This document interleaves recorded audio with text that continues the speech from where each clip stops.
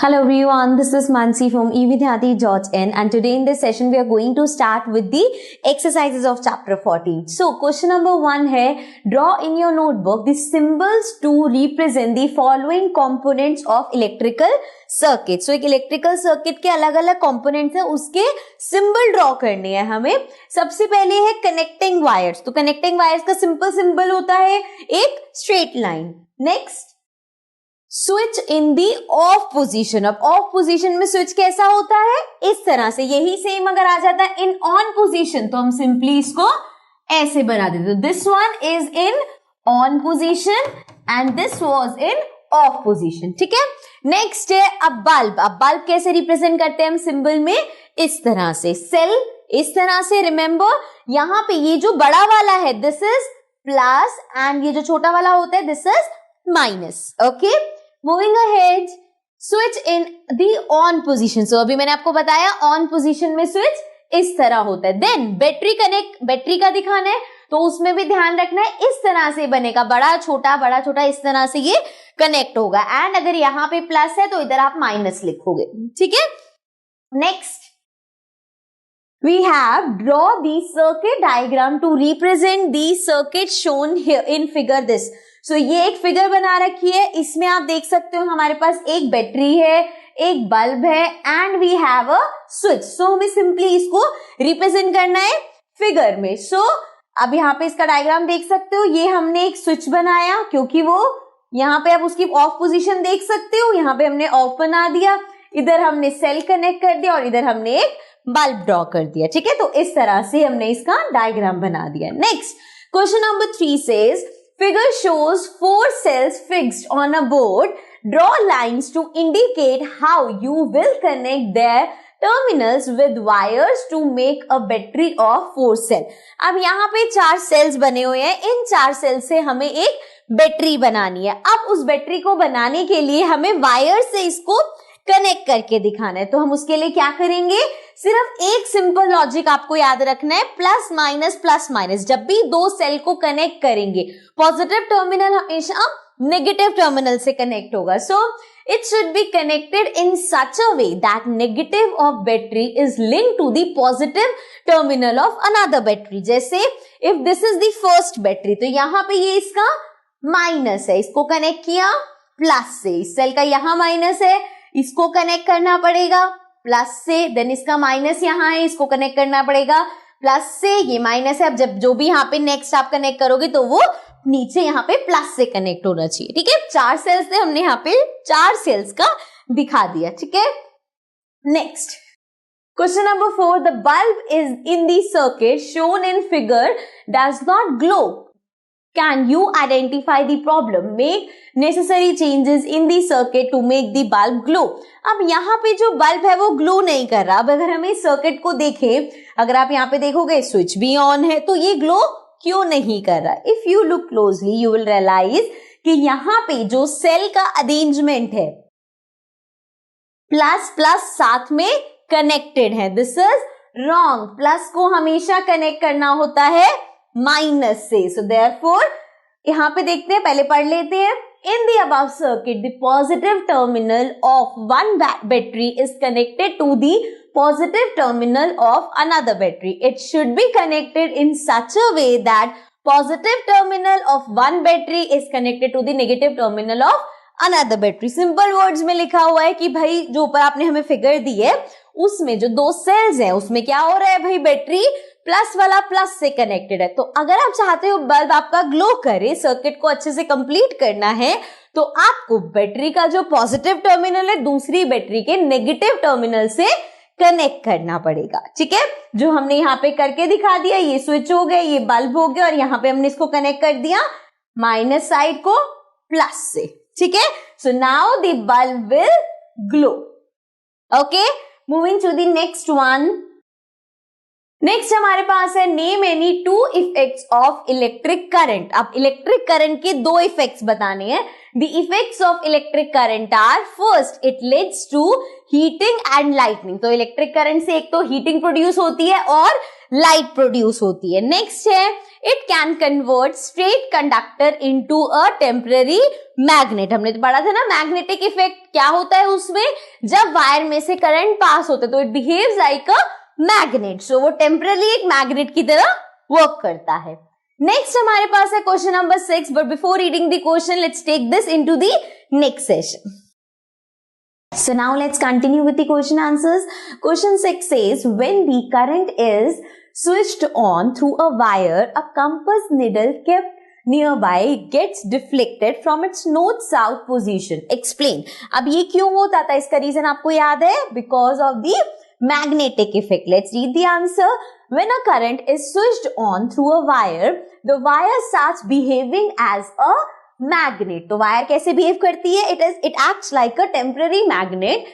Hence, when a compass needle is placed near the given current carrying wire, it gets influenced by the magnetic effect of electric current and gets deflected from its north-south position. समझ गए आप क्यों होता है? क्योंकि उसके ये सारा हमने नोट्स में कवर किया हुआ है. इसीलिए हमेशा एक्सरसाइजेस करने से पहले नोट्स के जितनी भी वीडियोस हैं गो थ्रू देम, ताकि आपको चैप्टर के कंसेप्ट्स क्लियर हो जाए. और जब कंसेप्ट्स क्लियर होंगे तो क्वेश्चन आंसर्स आपको बहुत इजी लगेंगे. So let's move ahead. Question number 7. Will the compass needle show deflection when the switch in the circuit shown by figure is closed? अब यहाँ पे उन्होंने क्या पूछा है कि अगर ये बटन क्लोज होगा तो क्या कंपस निडल कुछ डिफ्लेक्शन शो करेगा? No, because there is no source of electric current in this circuit, that is there is no battery. अब आप अगर इसको सर्किट को ध्यान से देखोगे, हर सर्किट में इलेक्ट्रिसिटी तो प्रोवाइड करोगे तभी तो वो चीज चलेगी या कुछ होगा. अब मैग्नेटिक इफेक्ट भी कब आएगा? जब इलेक्ट्रिसिटी पास ऑन होगी. But there is no battery in this circuit. Circuit में जब बैटरी नहीं है तो कहां से इफेक्ट आएगा, है ना? Moving ahead, fill in the blank. So आप फिलिप्स पे आ जाते हैं. फर्स्ट है longer line in the symbol for a cell represents its dash terminal. अब कौन सी वाली जो होती है, वो जो ये लॉन्गर वाली होती है, दिस इज दी प्लस वाली, है ना? तो means it is the positive terminal.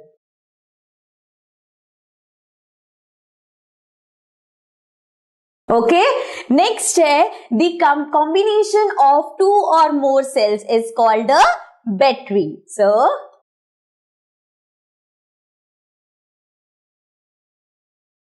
next हमारे पास है when current is switched on in a room heater, it dash. जब एक रूम हीटर का जो वो है, वो मतलब स्विच है, उसको ऑन किया जाता है तो वो क्या करता है? It produces heat. So it produces heat. Okay. Next, last है the safety device based on the heating effect of electric current is called a. कौन सी safety device है जो heating effect पे काम करते हैं? It is a fuse. Remember, we have done all of this in the notes. Correct? Next आ जाते हैं अगले क्वेश्चन पे. Mark T if the statement is true and F if the statement is false. Simply true false है. First है to make a battery of two cells, the negative terminal of one cell is connected to the negative terminal of other cell. Now दोबारा से read करते हैं. क्या है? Negative terminal एक cell का दूसरे सेल के नेगेटिव टर्मिनल से ज्वाइन करना. This is wrong, this is false. Because we know negative terminal positive terminal के साथ कनेक्ट करना पड़ता है हमें, है ना? नेक्स्ट है when the electric current through the fuse exceed a certain limit, the fuse wire melts and breaks. Correct? This is true. इसी तरह से वो काम करता है. वायर ब्रेक होती है, सर्किट ओपन हो जाता है एंड फर्दर करंट पास करना बंद कर देता है. नेक्स्ट है an electromagnet does not attract a piece of iron. अब वो कह रहे हैं इलेक्ट्रोमैग्नेट जो है वो आयरन का पीस अट्रैक्ट नहीं करती. So this is wrong. उसमें मैग्नेटिक चार्ज हो जाता है तो that means this is false. Next है an electric bell has an electromagnet. So हमने किया था इलेक्ट्रिक बेल में इलेक्ट्रोमैग्नेट होता है. So this one is true. Question number 10 पे आ जाते हैं. Do you think An electromagnet can be used for separating plastic bags from a garbage heap. अब एक garbage heap से plastic bags को अलग करने के लिए क्या हम एक इलेक्ट्रोमैग्नेट का यूज कर सकते हैं? अरे भाई, जो मैग्नेट होती है वो मैग्नेट कौन सी चीजों को अट्रैक्ट करती है? आयरन फिलिंग्स वगैरह को.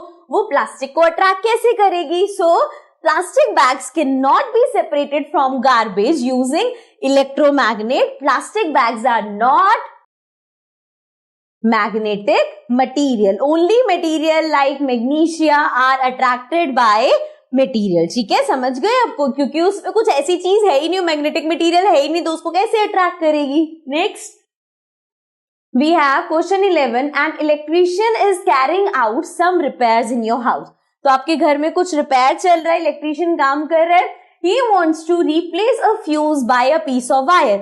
अब वो कह रहे हैं जो फ्यूज लगा हुआ है ना, इसको वायर से हम रिप्लेस कर देते हैं. Would you agree? Give reasons for your response. क्या आप एग्री करोगे कि हाँ ठीक है कर दो? नहीं, बिकॉज उससे शॉर्ट सर्किट के चांसेस बढ़ जाएंगे. फ्यूज एक हमारी हेल्प करता है ना, तो वो प्रोटेक्शन खत्म हो जाएगी. No, we would not agree to it. If the current in the wire exceed the melting point of the fuse, then fuse wire melts and prevents short circuit. So वो short circuit से हमें बचाता है. अगर हम fuse की जगह wire डाल देंगे तो वो शॉर्ट सर्किट हो जाएगा, मतलब प्रिवेंट नहीं हो पाएगा, है ना. नेक्स्ट है हमारे पास Zubeda made an electric circuit using a cell holder. Cell holder क्या है? आप अपनी बुक में देख सकते हो, जो फिगर 14.4 में दे रखा है. एक सेल होल्डर है जिसमें सेल्स लगाए जाते हैं, a switch and a bulb. So इन तीन चीजों से वो बना रही है. When she put the switch in the on position, the bulb did not glow. अब जब उसने उस स्विच को ऑन किया तो बल्ब ग्लो नहीं किया. Help Zubeda in identifying the possible defects in the circuit. अब क्या क्या डिफेक्ट हो सकते हैं जिसकी वजह से उसका जो सर्किट है उसमें जो उसने बल्ब लगाया था वो ग्लो नहीं कर रहा. आंसर देख लेते हैं. The cells should be connected properly. सबसे पहले तो सेल को अच्छे से कनेक्ट करना पड़ेगा. The positive terminal of one cell should be in series with the negative terminal of other cell. एक सेल का जो पॉजिटिव टर्मिनल है उसको कनेक्ट करना है आपको नेगेटिव टर्मिनल से. Then the switch should be closed properly and a bulb which is not fused should be used. अब ऐसा नहीं होना चाहिए. पहली बात तो स्विच अच्छे से उसको करना पड़ेगा फिक्स, एंड जो बल्ब वो ले रही है वो ऑलरेडी फ्यूज नहीं होना चाहिए. Then the bulb will glow. तो बल्ब ग्लो करेगा अगर इन सब चीजों का वो ध्यान रखेगी तो. नेक्स्ट है question number 30. Let's take this question in the next session. So now coming to the next question. In the circuit shown in figure 14.25, ये वाला सर्किट है जिसकी बात कर रहे हैं. Would any of the bulb glow when the switch is in the off position? अब हम अगर इस डायग्राम को देखें तो ये जो स्विच है ये ऑफ पोजीशन में. ऑन पोजीशन में क्या होता है? एक ये डॉट है ऐसे कनेक्टेड होती है दूसरी डॉट से, ये होती है हमारी ऑन पोजीशन. तो अगर ऑफ पोजीशन है तो वो कह रहे हैं ऑफ पोजीशन में क्या कोई बल्ब ग्लो करेगा ना? ऑब्वियसली ये अब एक ओपन सर्किट है. ओपन सर्किट है तो कोई भी यहाँ पे ग्लो बल्ब नहीं करेगा. सो no, when the switch is in off position, the current does not flow through the circuit, hence none of the bulb will glow. और कोई भी बल्ब ग्लो नहीं करेगा क्योंकि जो हमारा सर्किट है वो उसमें इलेक्ट्रिसिटी फ्लो नहीं करेगी. Then second है, what will be the order in which the bulbs A, B and C will glow when the switch is moved to the on position. अब वो कह रहे हैं अगर इस सर्किट में हमने स्विच ऑन कर दिया तो यहाँ पे देखो एक ये बल्ब लगा हुआ है, एक यहाँ पे ए बी सी, ये देख रहे हो ना, यहाँ पे 3 बल्ब्स लगे. तो बोल रहे किस पोजीशन में ऑन होगी? जैसे पहले ए होगा, फिर बी होगा, फिर सी होगा. अब अगर इसमें आप दिमाग लगा रहे हो कि कौन सा पहले होगा, so let me tell you. जैसे ही सर्किट कंप्लीट होगा तो वो एक साथ तीनों ग्लो करेंगे. करेक्ट? जैसे अगर आपका कोई एक स्विच है उससे 2 चीजें होती है, तो ऐसा नहीं है कि उस स्विच को ऑन करोगे तो पहले फैन ऑन होगा और फिर ट्यूबलाइट ऑन होगी. अगर दोनों एक ही स्विच से ऑपरेट हो रहे, जैसे ही आप क्लिक करोगे दोनों एक साथ चलेंगे. ठीक है, सो आंसर रीड कर लेते हैं. Bulbs will glow simultaneously when the switch is moved to the on position. Then all the bulbs will glow at once. This is because they are all connected to the same battery and switch. वो same battery और switch से connected है. Okay, I hope आपको समझ में आ गया होगा.